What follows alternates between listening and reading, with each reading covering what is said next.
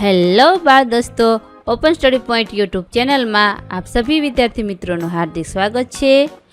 આજે શીખીશું ધોરણ 8 વિષય હિન્દી પાઠ 2 ઈદગાહના અભ્યાસ અને સ્વાધ્યાયના પ્રશ્નોના જવાબની સમજ।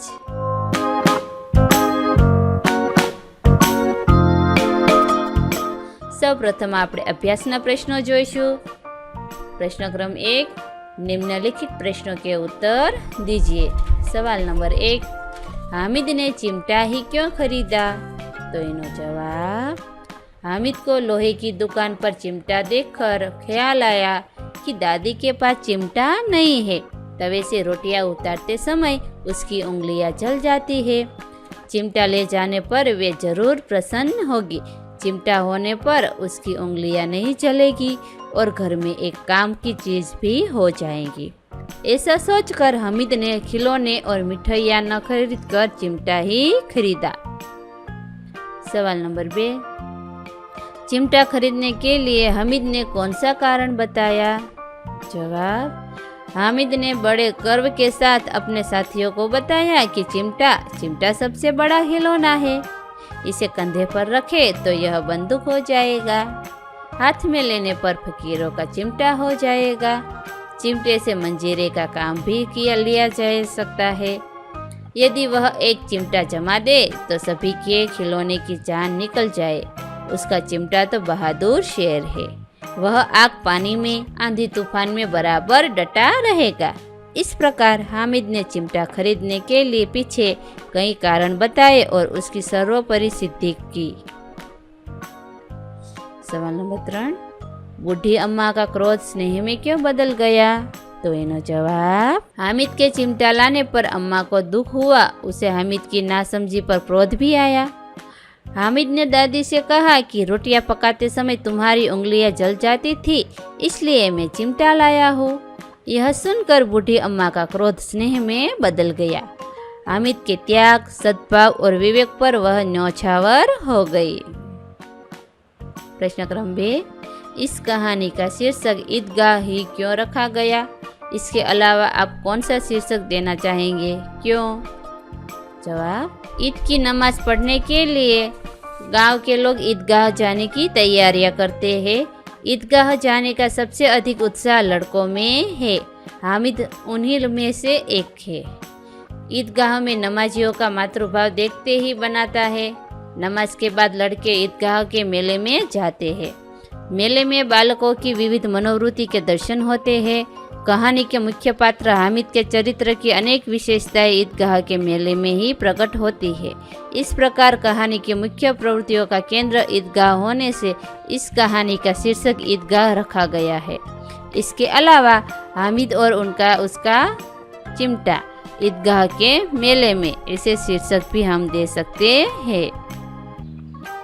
प्रश्न क्रम 3, निम्नलिखित परिच्छेद को पढ़कर नीचे दिए प्रश्नों के उत्तर दीजिए। અહીંયા આપણે જે આ પરિચ્છેદ આપ્યો છે એ વાંચીને એના આધારે એના પ્રશ્નોના જવાબ લખવાના છે। સૌપ્રથમ આપણે પરિચ્છેદ વાંચશું। हमारे इतिहास और पुराणों में परोपकार के अनेक उदाहरण मिलते हैं। दधीची ने मानव कल्याण तथा असुरों के संहार के लिए अपना शरीर त्याग दिया। राजा शिबी ने पंडु के प्राण की रक्षा के लिए अंगदान किए। महर्षि दयानंद ने विष मिलाकर प्राण लेने वाले अपने रसोई जगन्नाथ के प्राणों की रक्षा धन देकर की। वर्तमान में भी अनेक सामाजिक संस्थाएं परोपकार के लिए अपना धन और समय भारतीय समाज को दे रही है। भारतीय समाज में युगों से परोपकार की सुरसुरी प्रवाहित होती आई।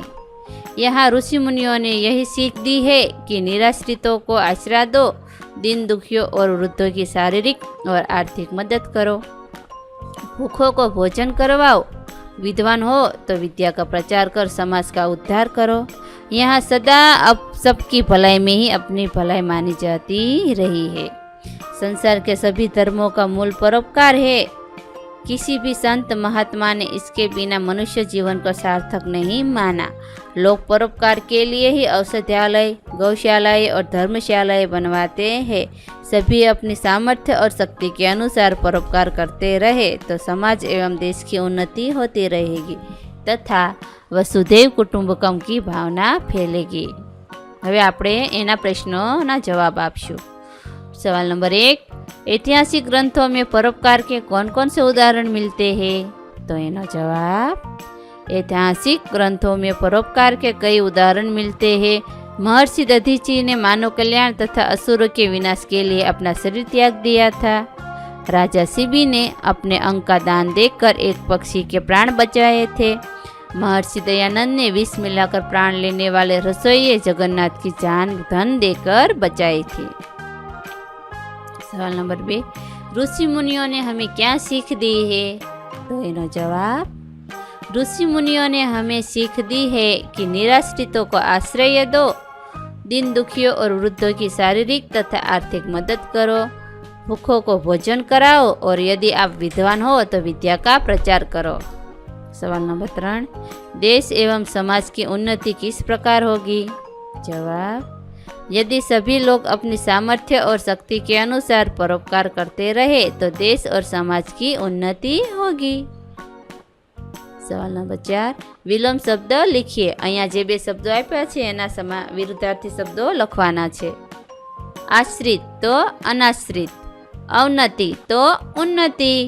सवाल नंबर 5, परिच्छेद के आधार पर अपने साथियों से पूछने के लिए 3 प्रश्न बनाइए। आ परिच्छेद एटले के फकराना आधारे आपणे साथीओने पूछी शकाय एवा 3 प्रश्नो लखवाना छे। हूँ अहींया 3 प्रश्न लखुं छुं। पहेलो, भारतीय समाज में युगों से क्या प्रवाहित होती रही है? एटले के काउंस में लख्युं छे परोपकार की गंगा। बीजू, सभी धर्मों का मूल क्या है? और तीजो प्रश्न, परोपकार के लिए लोग क्या क्या करते हैं? सवाल नंबर 6, इस परिच्छेद को उचित शीर्षक दीजिए। तो आ फकरानो उचित शीर्षक दे शकाय परोपकार की महिमा। प्रश्न क्रम 4, तुम भी हामिद की तरह किसी न किसी मेले में गए होगे, वहाँ तुमने क्या क्या खरीदा और क्यों? तो अहींया हूँ एक मेला में गयो तो एना विषे लखुं छुं। मैं भी हमारे गांव के पास में रहे भोलेनाथ के मंदिर में नाग पंचमी के दिन मेला लगता है, वहाँ गया था। इस मेले में मैंने अपने घर के लोगों की ज़रूरत की चीज़ें खरीदी थी। मेरी माँ जब बर्तन मांजने के लिए वे बैठती थी तो उसके लिए मैंने एक बैठने के लिए पाटली खरीदी। मेरे दादाजी का कंबल टूट गया था, इसलिए मैंने मेरे दादाजी के लिए एक कंबल खरीदा और मेरी छोटी बहन के लिए मैंने तो गुड़िया खरीदी।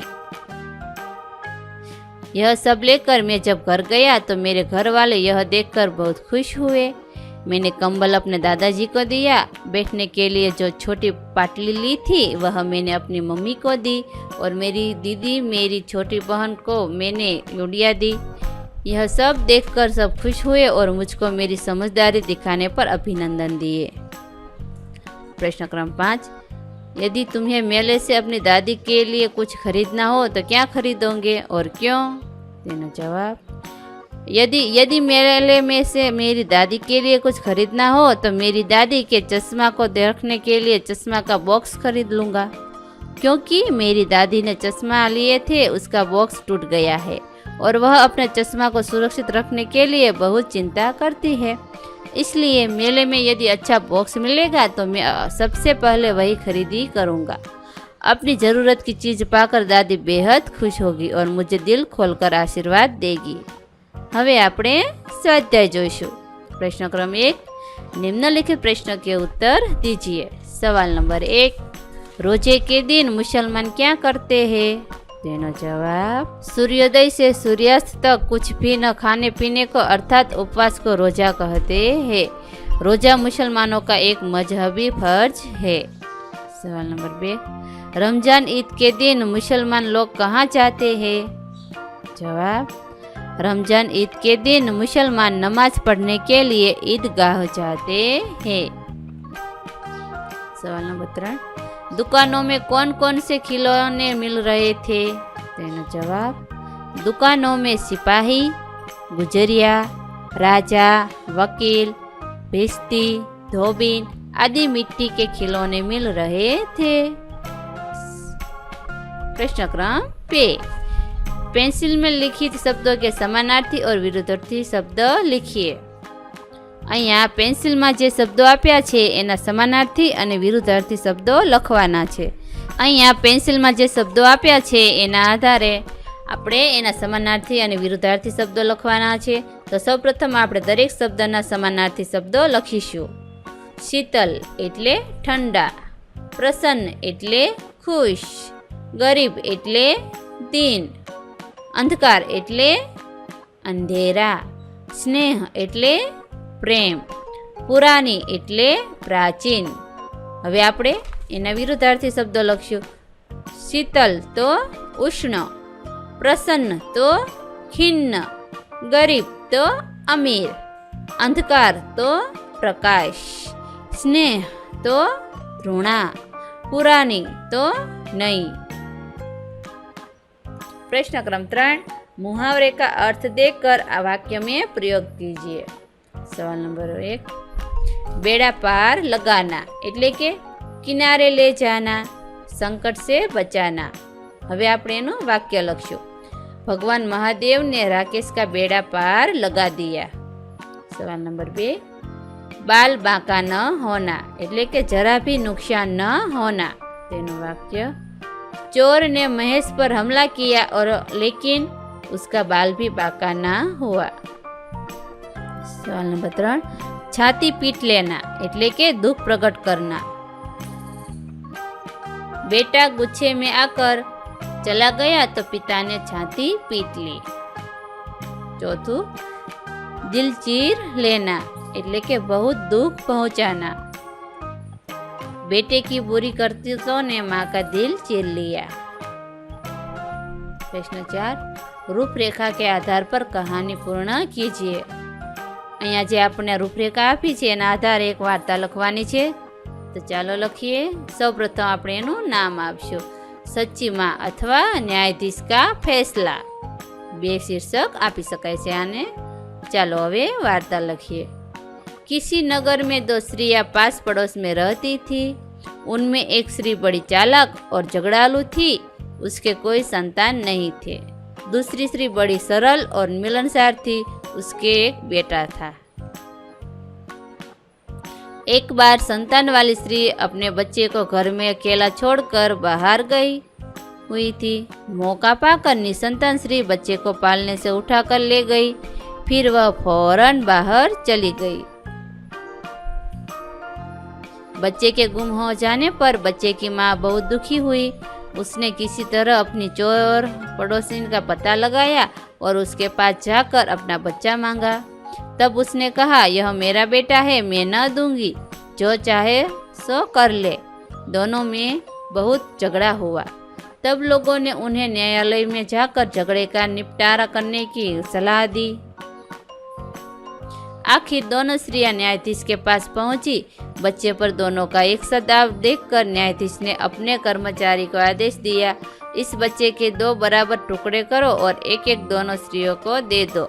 न्यायाधीश का फैसला सुनकर निसंतान स्त्री तो चुप रही, पर बच्चे की माँ रोकर कहने लगी, हुजूर आप बच्चे को मारिए मत, चाहे तो उसे ही सौंप दीजिए. इस तरह मेरा बेटा जीवित तो रहेगा. चतुर न्यायाधीश फौरन समझ गया कि दोनों में सच्ची माँ कौन है. उसने सच्ची माता को उसका बच्चा सौंप देने और निसंतान स्त्री को हिरासत में लेने का हुक्म दिया. सीख, आखिर सत्य की ही विजय होती है. प्रश्न क्रम 5, निम्नलिखित अपूर्ण कहानी को अपने शब्दों में पूर्ण कीजिए. અહીંયા જે આપણને અધૂરી વાર્તા આપી છે એને આપણે પૂર્ણ કરવાની છે. मौसम में ठंडक बढ़ने लगी थी. माँ सोचने लगी कि इस साल ढेर सारे स्वेटर बनाकर बेचने हैं, जिससे अंकित की 10वीं कक्षा की फीस और पढ़ाई का खर्च निकाला जा सके. अंकित के पापा नहीं थे, एक बड़ी बहन थी. अंकित अपने घर में समृद्धि लाने के लिए प्रतिदिन सोचता रहता है. હવે એના આગળ લખશું. गर्मी की छुट्टियाँ थी. अंकित अपने मामा के घर मुंबई आया हुआ था. उन दिनों टीवी पर कौन बनेगा करोड़पति कार्यक्रम चल रहा था. मामा के प्रोत्साहन और सहायता से अंकित ने केबीसी के संचालकों से संपर्क किया. भाग्य उसका साथ दिया और एक दिन उसे कार्यक्रम की हॉट सीट पर बैठने का मौका मिल गया. अंकित के सामने बैठे थे बॉलीवुड के महानायक अमिताभ बच्चन। उन्हीं दर्शकों को अंकित का परिचय दिया। फिर शुरू हुई प्रश्न मालिका। अंकित खुश और घबरा भी रहा था, लेकिन वह स्वस्थ रहा। अंकित ने उनके प्रश्नों के सही उत्तर दिए। भाग्य ने उसका साथ दिया। 25 लाख रुपये तक पहुंच गया। अगले प्रश्न का उत्तर उसे न सूझा। उस चारों लाइफ लाइनें खत्म हो चुकी थी। अंकित ने गेम से क्लिक करने का निश्चय किया। अमिताभ बच्चन के हाथों 25 लाख का चेक पाकर उसकी खुशी का ठिकाना न रहा। अब अंकित की मां को ढेर सारे स्वेटर बनाने और अंकित की पढ़ाई का खर्च निकालने की चिंता नहीं करनी पड़ी। आ विडियो निहाळवा बदल आपनो खूब खूब आभार અને ઓપન સ્ટડી પોઈન્ટ ચેનલ તરફથી વિડીયો નિહાળવા બદલ આપનો આભાર। આવા બીજા વિડીયોઝ નિહાળવા માટે અમારી YouTube channel open study point અત્યારે જ સબસ્ક્રાઈબ કરો।